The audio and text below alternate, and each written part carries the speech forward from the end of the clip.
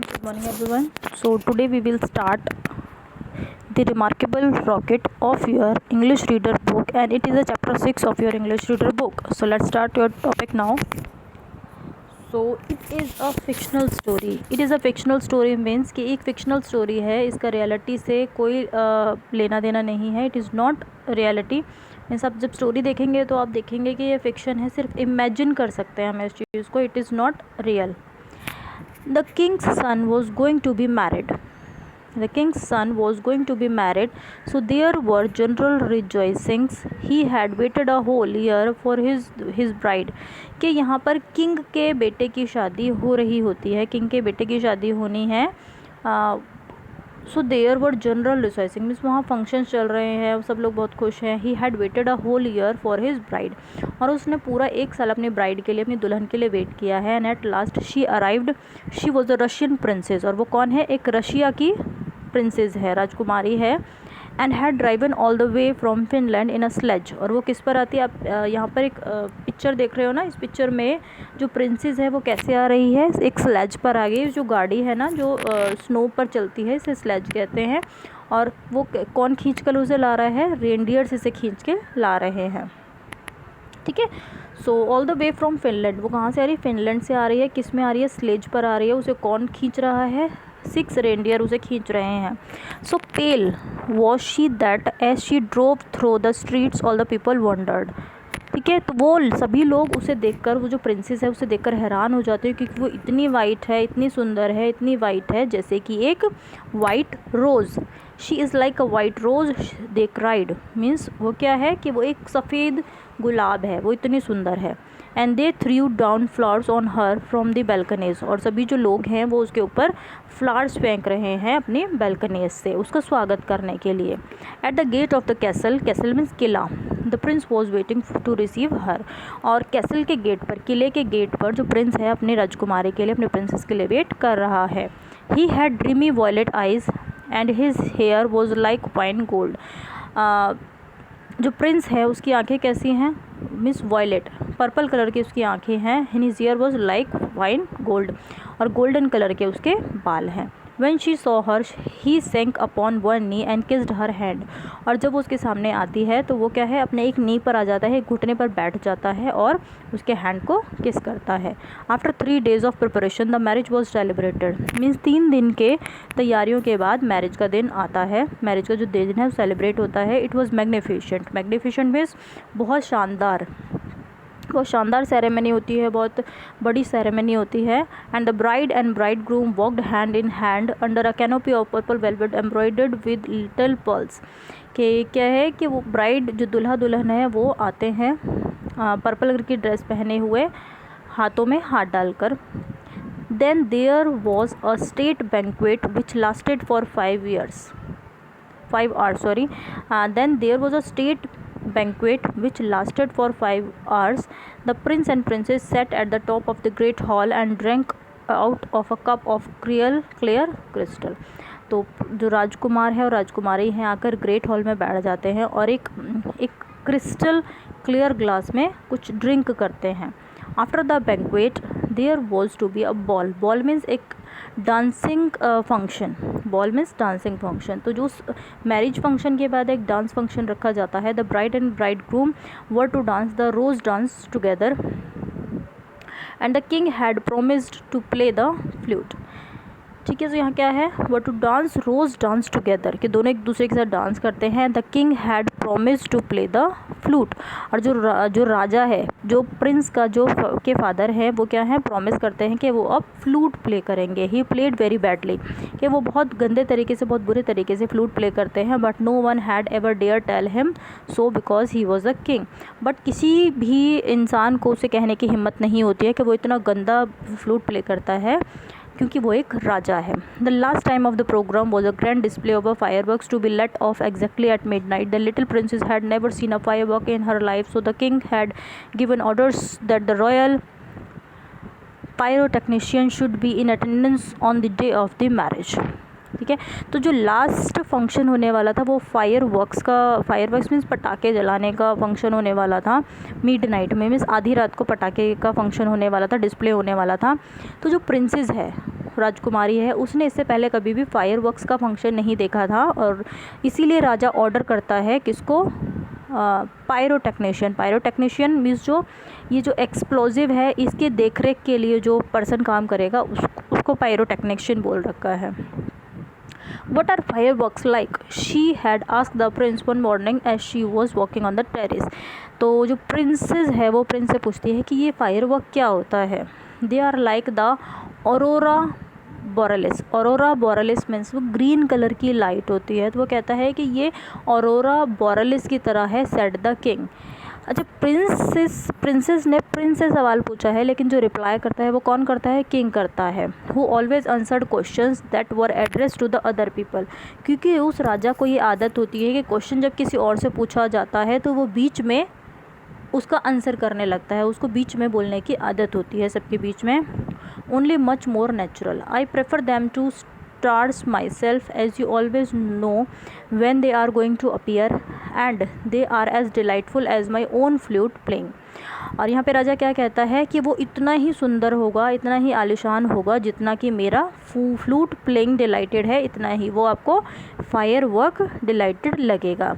जबकि उसका जो फ्लूट प्लेइंग था वो किसी को भी अच्छा नहीं लगता है, तो उसके लिए गलतफहमी है कि उसका जो फ्लूट प्लेइंग है वो बहुत अच्छा है, वो अच्छे से फ्लूट प्ले करता है। You must certainly see them, कि तुम्हें वो देखना चाहिए। So at the end of the king's garden के लास्ट में a great stand had been set up and as soon as the royal pyrotechnician had put everything in its proper place, the firework began to talk to each other। ठीक है, कि garden के last में एक setup बनाया जाता है पायरोटेक्नीशियन के लिए। पायरोटेक्नीशियन सारी चीज़ें प्रॉपरली रख देते हैं वहाँ पर। तभी क्या होता है, the fireworks began to talk to each other, कि सारी जो चीज़ें हैं फायरवर्क की, पटाखे हैं, रॉकेट है, वो सारी चीज़ें आपस में बात करना शुरू कर देते हैं। So I have already told you that it is a fiction story है। फिक्शन स्टोरी है मीन्स इमेजिनरी स्टोरी है कि फायरवर्क्स आपस में कैसे बात कर सकती हैं, क्योंकि पटाखे फुलझड़ियाँ कैसे आपस में बात कर सकती हैं, जब आप आगे देखेंगे तो पता चलेगा। Suddenly a sharp dry cough was heard and they all looked round. It came from a tall, supercilious looking rocket who was tied to the end of a long stick. He always coughed before he made any observation so as to attract attention।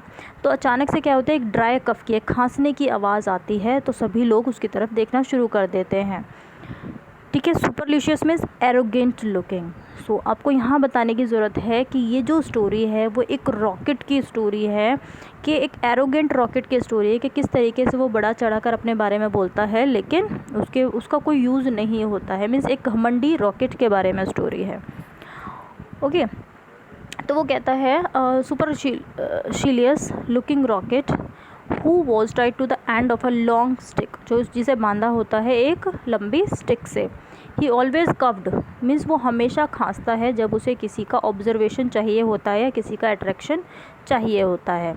अहम set the rocket and everybody listened means वो आवाज़ करता है, खांसता है और सभी लोग उसकी तरफ देखना शुरू कर देते हैं। Order order cried out a cracker, और तभी एक क्रैकर, एक पटाखा क्या बोलता है, ऑर्डर ऑर्डर।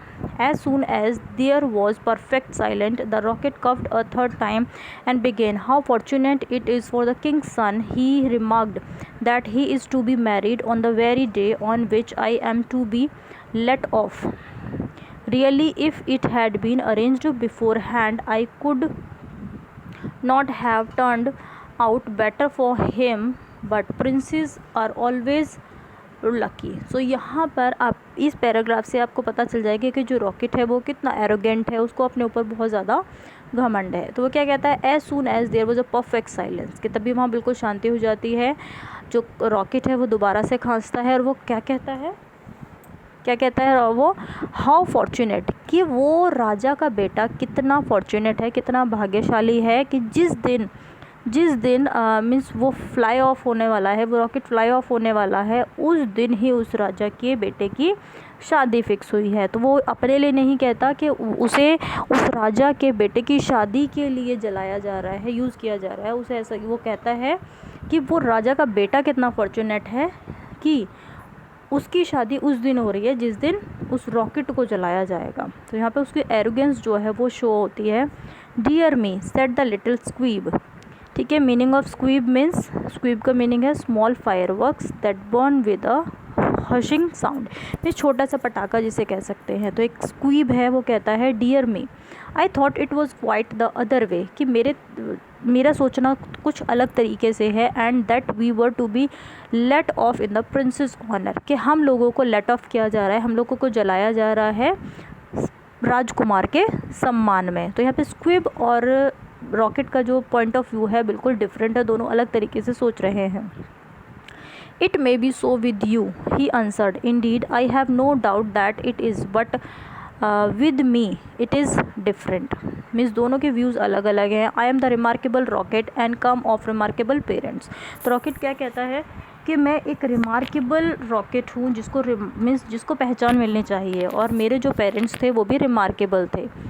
मीन्स अपने पेरेंट्स के बारे में भी यहाँ बताता है। My mother was the most celebrated Catherine wheel, Catherine wheel जो चक्री होती है ना, जो चारों तरफ दिवाली पर जलाई जाती है, उसको यहाँ पे कैथरीन व्हील बोल रखा है, of her day, and was renowned for her graceful dancing. और कहता है कि मेरी जो माँ है, मीन्स चक्री है, वो अपने डांसिंग के लिए बहुत फेमस थी, क्योंकि जब आपने चक्री घूमते हुए कभी देखी होगी ना, तो वो ऐसे लगता है जैसे चक्री डांस कर रही हो। When she made her great public appearance she spun round 19 times, means वो 19 बार अपना एक राउंड 19 बार चक्कर में घूमती थी। She went down and each time that she did not she threw into the air 7 pink stars, और वो आसमान में 7 पिंक स्टार को छोड़ती थी। She was 3 feet and half a diameter, वो 3 फीट और हाफ डायमीटर की थी। मीन्स उसके वो अपनी मदर का साइज भी बताता है। तो ये कौन बात कर रहा है, ये रॉकेट बता रहा है। तो मीन्स इस स्टोरी में ना बातों को बहुत बढ़ा चढ़ा कर बोला गया है, बहुत ज़्यादा आगे बढ़ चढ़ कर बोला गया है। By the rocket made of the made of the very best gun powder. और वो कहता है कि जो कैथरीन है, जो कैथरीन व्हील है, उसमें बहुत अच्छा बारूद यूज़ किया गया था। कि जो पटाखे बनाए जाते हैं वो किससे बनाए जाते हैं, बारूद से बनाए जाते हैं। My father was a rocket like my self. और कहता है कि मेरे जो फादर थे वो मेरी तरह ही एक रॉकेट थे, end of French extraction he flu so high that the people were afraid that he would never come down again. और जब मेरे फादर आसमान में जाते थे तो लोग सोचते रह जाते थे कि वो इतना ऊपर आसमान में जाते थे कि कभी ये रॉकेट वापस आएगा भी या नहीं। He did though, for he was of a kindly disposition and he made a most brilliant descent in a shower of golden rain. The newspaper wrote about his performance in very flattering terms. वो कहते हैं कि मेरे father जब सबके बारे में, जब मेरे फादर ने सोचा कि सब मेरा इंतज़ार कर रहे हैं, तो मेरे फादर इतना आसमान में ऊपर जाकर भी वापस आए with golden rain. Means golden rain means golden सितारों के साथ, ठीक है। और वो कहता है कि एक बार मेरे फादर के बारे में न्यूज़पेपर में भी ये छापा गया था कि मेरे फादर की परफॉर्मेंस उस दिन कितनी अच्छी थी जब उन्हें जलाया गया था। Indeed the court gazette called him a trump of pyrotechnic, means उन्हें पायरोटेक्निक का राजा बोला जाता है। I was thinking suppose for instance anything happen to me tonight, what a misfortune that would be for everyone. The prince and princess would never be happy again, their whole married life would be spoiled, and as for the king, I know he would not get over it really. When I begin to reflect on the importance of my position, I am almost moved to tears. तो यहाँ पे वो कहता है कि अगर आज मुझे कुछ हो गया, रॉकेट क्या कहता है कि अगर आज मुझे कुछ हो गया तो ये उस प्रिंस का और प्रिंसेस का मिसफॉर्चून होगा, उसका दुर्भाग्य होगा, क्योंकि फिर उसके बाद प्रिंस और प्रिंसेस है कभी भी अपनी मैरिड लाइफ में खुश नहीं रह पाएंगे। राजा होगा, राजा जो है वो कभी भी इस गम से ओवरकम नहीं कर पाएगा कि मैं उनकी शादी में लेट ऑफ नहीं हो पाया। Really when I begin to reflect on my importance. और वो कहता है कि जब मैं अपनी इम्पोर्टेंस के बारे में सोचता हूँ कि मैं कितना इम्पोर्टेंट हूँ, तो मेरी आँखों में आंसू आने स्टार्ट हो जाते हैं। Okay, so we will pursue our chapter in our next class everyone. So bye, thank you to all of you.